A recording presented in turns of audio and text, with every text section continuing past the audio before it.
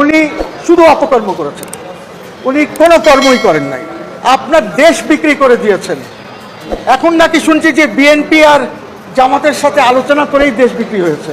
আওয়ামী লীগের কোটি কোটি লোক আছে, একটা লোকের নাগরিকত্ব আপনি বাতিল করতে পারবেন? একটা লোকরে এদেশের ভোটার লিস্টেতে নাম বাদ দিতে পারবেন? পারবেন না। কিছু লোক অপরাধ করছে, তাদের বিচার হবে, তারা আত্মভয়ে পালায় গেছে, জেলে আছে, তাদের আইনানুগ বিচার হবে। আইনে যদি তারা দোষী সাব্যস্ত হয় শাস্তি হবে, নির্দোষী প্রমাণ হলে তারা জামিন পেয়ে বেরোয় যাবে, খালাস পাবে। কিন্তু এই যে লক্ষ লক্ষ কোটি কোটি মানুষ যারা এখন আওয়ামী লীগকে নিয়ে আবার ভাবা শুরু করছে, এরাও আর ভাবতো না, তারা নেতা, তাদের নেতৃত্বের উপর গালিগালাজ করতে ভীতশ্রদ্ধা ছিল, কিন্তু তারা এখন সংগঠিত হয়ে গেছে যে কিরে আমরা তো হাজার সমস্যার পরেও আগে ভালো ছিলাম। এখন আওয়ামী লীগের কোনো মানুষের নাগরিকত্ব বাতিল করতে পারবেন না, ওই সুযোগ নাই। কোনো মানুষের ভোটার লিস্টের নাম বাদ দিতে পারবেন না, ওই সুযোগ নাই। এখনো তারা রাজনীতিতে বড় একটা ফ্যাক্টর। আজই আওয়ামী লীগ ঘোষণা দিক যে আমরা বিএনপি কে ভোট দিব, 300 আসন বিএনপি পাবে, তারা যদি নির্বাচন না করতে পারে। আজই তারা ঘোষণা দিক আমরা জামাতকে ভোট দেবো, জামাত 250-র বেশি আসন নিয়ে ক্ষমতায় যাবে।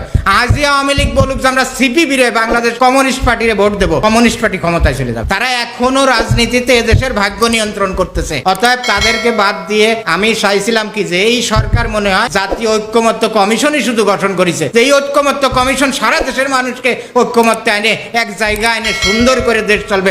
প্রত্যেকটার মানুষ, আওয়ামী লীগ, বিএনপি, জাতীয় পার্টি, জামাত সবাই মিলে এ দেশ গড়ার জন্য আমরা একেবারে কাছা দিয়ে নেমে যাবো যে আমরা এই দেশটারে গড়ে তুলবো, সেটা চাইছিলাম। কিন্তু এই তত্ত্বাবধায়ক সরকার এসে আরো বিভাজনটা বাড়াই দিয়েছে। কিন্তু এতে লাভ হয়েছে কার? আওয়ামী লীগের। ক্ষতি হয়েছে কার? বিএনপির। ক্ষতি হয়েছে কার? আওয়ামী বিরোধী শক্তি। আওয়ামী বিরোধী শক্তি 5 তারিখের পরে সবচেয়ে ক্ষতিগ্রস্ত হয়েছে। বরং এই 17 বছরে বিএনপির অবস্থা ভালো ছিল। এই 14 মাসে বিএনপি ধ্বংস হয়ে গেছে। আওয়ামী লীগ ওই সাময়িক কয়েকদিন মানুষ খারাপ বলছে, এখন আবার তাদেরকে ভালো বলা ধরছে। অতএব এই দেশে এখনো যে পরিস্থিতি দেখলাম, আমরা নিজেরাও হতাশ যে এদেশে রাজনীতি এখনো আওয়ামী লীগ নিয়ন্ত্রণ করতেছে এবং এদেশের ভাগ্য নিয়ন্ত্রণ এখনো আওয়ামী লীগের হাতে। প্রত্যেকটা মানুষের বক্তব্য আমরা আওয়ামী লীগ আমলে ভালো ছিলাম, আবার আমরা সেই আমলে ফিরে যেতে চাই। এটা কেন? এটা হলো আওয়ামী বিরোধী শক্তির ব্যর্থতা, এবং তাদের ব্যর্থতা এমন জায়গায় পৌঁছেছে আর ওই জায়গার থেকে এরা উপরে আসতে পারবে না। কিন্তু অধিক তলে তলে আওয়ামী লীগের অবস্থান খুবই ভালো বর্তমানে, এবং তারা এখনো এদেশের রাজনীতি, এদেশের ক্ষমতার ভাগ্য নিয়ন্ত্রণ করতেছে। তাদের হাতে এদেশের ক্ষমতার নাটায় এখনো তাদের হাতে স্টিল চাবিটা তাদের হাতে রয়েছে। আমার কাছে